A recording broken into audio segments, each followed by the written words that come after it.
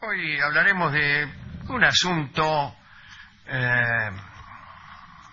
aparentemente bíblico, pero a través de versiones apócrifas, o vedadas, o tardías, o de los textos midrásicos de la Edad Media judía, de los que hemos hablado no hace mucho. Y la historia que hoy nos ocupa es la rebelión de Samael. Así que, atención. Algunos dicen que la serpiente de Edén, del paraíso, era Satanás transformado, es decir, el arcángel Samael. Se asegura que se reveló al sexto día, impulsado por unos irresistibles celos de Adán, a quien Dios había ordenado que toda la hueste celestial lo adorase. A quien Dios había...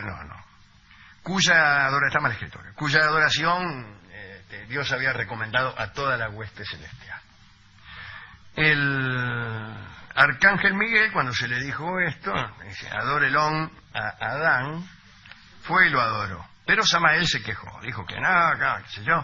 Dice, yo no voy a adorar a ningún ser inferior, dijo el tipo. Estas fueron las palabras de Samael.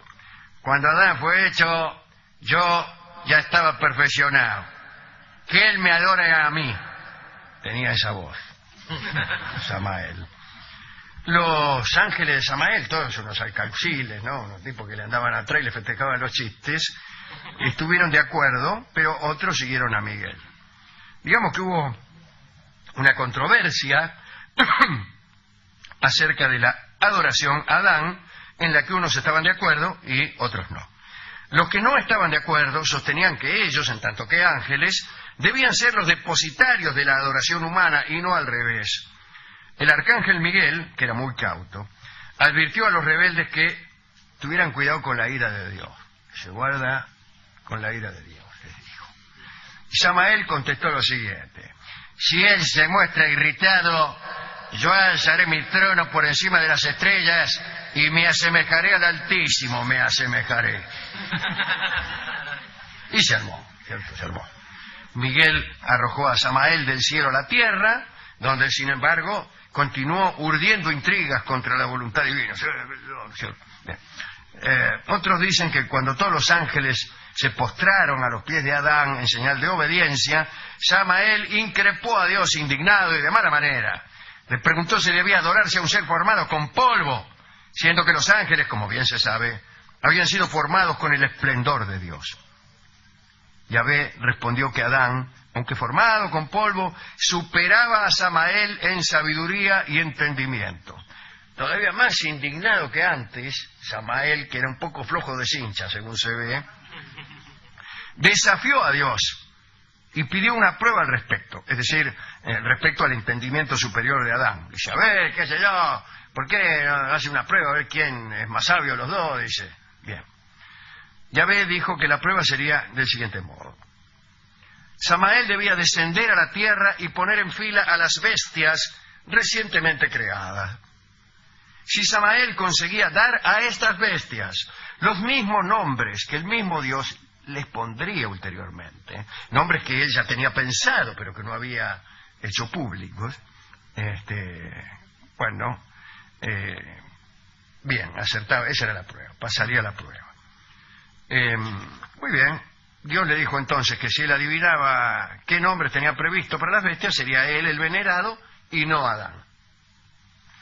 Dios le aclaró a Samael que si fracasaba y en cambio Adán conseguía dar los nombres a los animales, entonces el hombre sería el homenajeado, y empezó la competencia.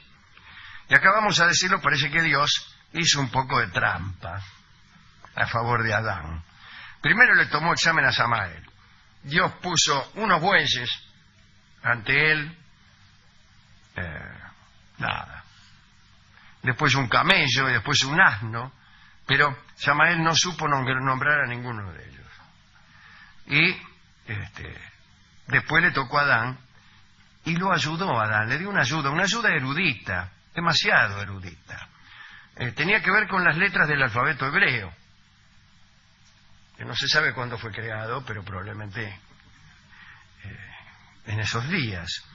Por ejemplo, la primera es Aleph, que es un buey, La tercera, Gimel, que es un camello. Es decir, el orden de las bestias era también el orden del alfabeto. Así que primero lo adiestró a Adán en el alfabeto, dice, aprendete el alfabeto, pedazo de burro, dice, porque no me haga quedar mal, dijo Dios. No me haga pasar calor. Y anotó burro, dijo burro. Extraordinario Dios que le diga, no me haga pasar calor. Y para eso está el diablo. Claro.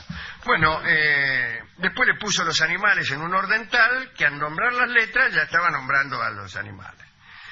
Cuando Samael vio que Dios había iluminado a Adán, gritó enfurecido y lo insultó. Entonces Yahvé arrojó del cielo a Samael y a sus ángeles ayudantes. Cuentan que Samael se agarró de las alas, se colgó de las alas del arcángel Miguel y lo hubiera arrastrado hacia abajo consigo si Dios mismo lo hubiera intervenido. Dice Humberto Eco que Adán le dio a los animales los nombres que le correspondían por su naturaleza. Y fue entonces el nomoteta, el que pone los nombres. Y yo recuerdo aquel sexto sentido del que hablaba Raimundo Lulio, el pensador catalán en la Edad Media, aquel que inventó la máquina de pensar, que no era otra cosa que un jueguito de círculos concéntricos, ¿no? Pero en cualquier caso postulaba la existencia de un sexto sentido que se llamaba el afato y que era, curiosamente, la facultad de nombrar adecuadamente a las cosas, que no tenía mucho que ver con oler, por ejemplo. Bueno, bien, un texto midrásico de la Edad Media explica que Dios echó a Satanás, el príncipe de la oscuridad, justamente por una disputa lumínica. Como se dice, Dios lanzó el famoso hágase la luz. Y Satanás preguntó, ¿por qué no crear el mundo con oscuridad? Y se mostró poco dispuesto a reconocerse inferior a Dios y fue rechazado violentamente. Satanás y sus ángeles fueron confinados en una mazmorra oscura donde todavía languidecen con los rostros demacrados, los labios cerrados y sellados y llorando perpetuamente. El día del juicio final, el príncipe de la oscuridad se declarará igual a Dios y pretenderá haber tomado parte en la creación, diciendo en tono jactancioso, ¡ay, qué sé yo! Que aunque Dios hizo el cielo y la luz, Él hizo la oscuridad y el abismo. Esto sucederá el día del juicio final. Todos los pueblos mediterráneos y del cercano oriente creían que la oscuridad había existido antes de la creación, no como mera ausencia de luz, sino como una entidad real. Los griegos hablaban de su madre noche, ¿no? Último comentario. Algunas tradiciones hebreas dicen que Satanás, competidor de la divinidad, había planeado crear otro mundo. Lo identifica con el cosmocrato o el demiurgo de los gnósticos, aquel último eslabón de una cadena de dioses, según los gnósticos, ¿no? El primero de los cuales está ya muy lejos, vaya a saber qué pleroma, y como eso hemos explicado acá muchas veces, este Dios de los gnósticos creó un primer cielo, y los dioses de ese primer cielo crearon un segundo, y los dioses del segundo un tercero. Cada cielo era creado con sus correspondientes dioses, ¿no? Y este mundo en que vivimos es la creación del creador número 365, un Dios muy menor, cuyo grado de divinidad tiende a cero. Esta idea de los gnósticos tiene muchos defectos, pero una virtud, que es que explica el mal y explica esas cosas que tanto han perturbado a tantos, ¿no? Por ejemplo, a Voltaire, que se había enemistado con Dios porque un terremoto derribó la catedral de Lisboa y se murieron un montón de personas. ¿Cómo Dios permite esto? Y la respuesta de los gnósticos es que el universo tenía esas imperfecciones porque había sido creado por un Dios no demasiado versado en creaciones. Y ellos decían que el Cristo era nada menos que un enviado del primero de los dioses, aquel, el más grande de todos, que apiadado de los hombres que vivían en un mundo tan imperfecto, les había mandado nada menos que al Cristo. Eso decían los gnósticos. Bueno, me gustaría dedicar esta charla a todos aquellos personajes del mundo joven, de un mundo recién creado, porque las cosas al menos ateniéndonos a esta cronología y a esta cosmología, ocurrieron con una gran rapidez. A los 12 días, Adán ya estaba fuera del paraíso. No es que estuvieron ahí 3, 4 años, que es lo que uno piensa cuando oye la historia. Sí. Dice, se quedaron ahí un buen tiempo. 12 días, loco. En 12 días ya estaban afuera Adán y todos los guitarristas. Así que a aquellos personajes de aquel joven mundo le dedicamos esta charla, y también a todos los personajes de este mundo ya demasiado viejo, ¿no? Tan viejo que, como sucede con algunas personas que son ya demasiado viejas, dudan de su juventud.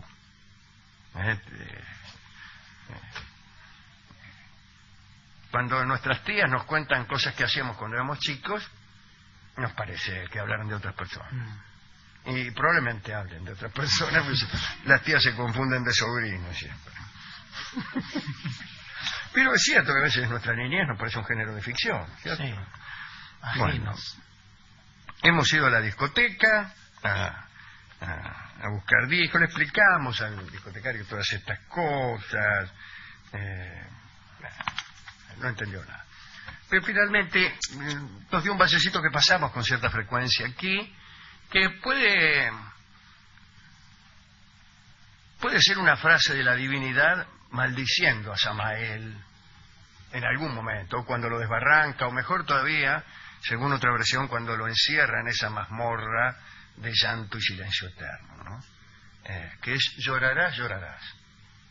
Parece una maldición, ¿no? Sí. Llorarás, llorarás. Parece una maldición y es. Y es. Alguna gente nos maldice sin maldecirnos.